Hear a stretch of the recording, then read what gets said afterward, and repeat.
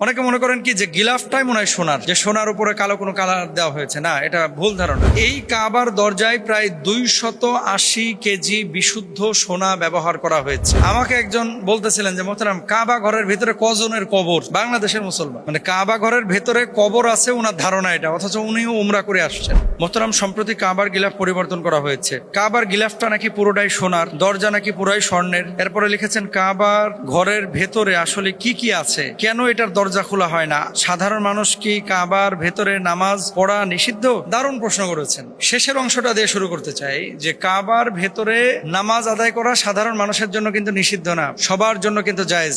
ম্যানেজমেন্টের সহজার্থে দুশ্মনদের দুশ্মনী রক্ষার্থে কাবাটাকে বন্ধ করে রাখা হয়, কিন্তু ওই যে গোল চত্বরটা দেখেন, হাতিমের যে চত্বরটা, এটা কিন্তু কাবার ভেতরেরই পার্ট। এখানে নামাজ পড়লে যেমন সওয়াব, কাবার ভেতরে নামাজ পড়লেও একই সওয়াব। তো ম্যানেজমেন্টের জন্য আসলে মূলত বন্ধ রাখা হয়, কিন্তু মুসলমানদের সবার জন্য কাবার ভিতরে নামাজ আদায় করা এটা জায়েজ।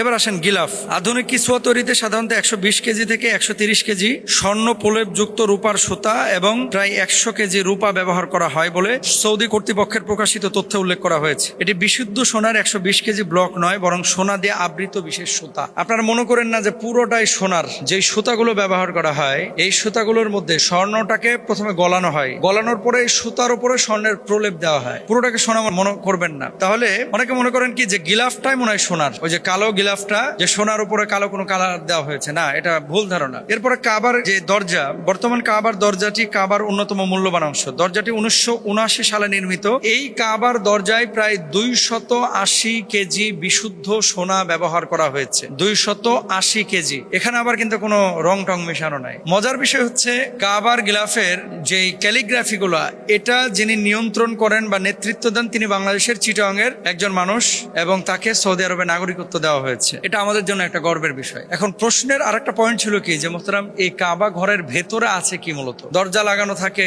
কিন্তু ভেতরে কি আছে? যে এখানে কি মানুষ থাকে? এখানে কি কোনো পাখি ঢুকতে পারে? না এখানে কোনো মূল্যবান সম্পদ আছে? আমাকে একজন বলতেছিলেন যে মোহতারাম, কাবা ঘরের ভেতরে কজনের কবর? বাংলাদেশের মুসলমান, মানে কাবা ঘরের ভেতরে কবর আছে ওনার ধারণা এটা, অথচ উনিও উমরা করে আসছেন, অথচ উনি জানেন না যে কাবা ঘরটা কি। বুঝছেন তো আমাদের জ্ঞানের পরিধিটা কি, যে কাবা ঘরের ভিতরে কয়টা কবর উনি জিজ্ঞেস করেছেন আমাকে। তো কাবা ঘর মূলত হচ্ছে আপনার মসজিদ, যেমন কাবাটা তো আল্লাহর ঘর, মসজিদ সিজদার জায়গা। এর ভিতরে আছে 3টি কাঠের স্তম্ভ বা পিলার। কয়টা?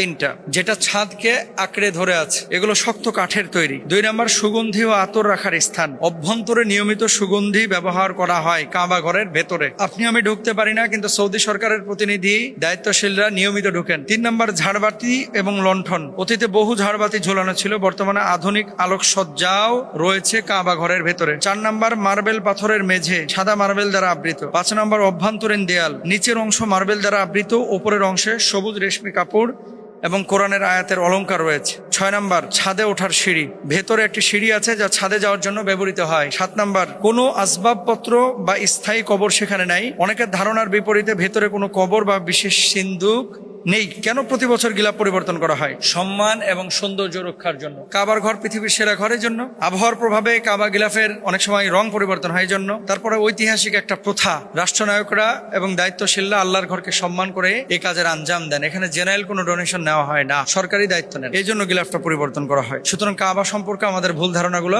দূর হওয়া উচিত। আল্লাহ বুঝদান করুন।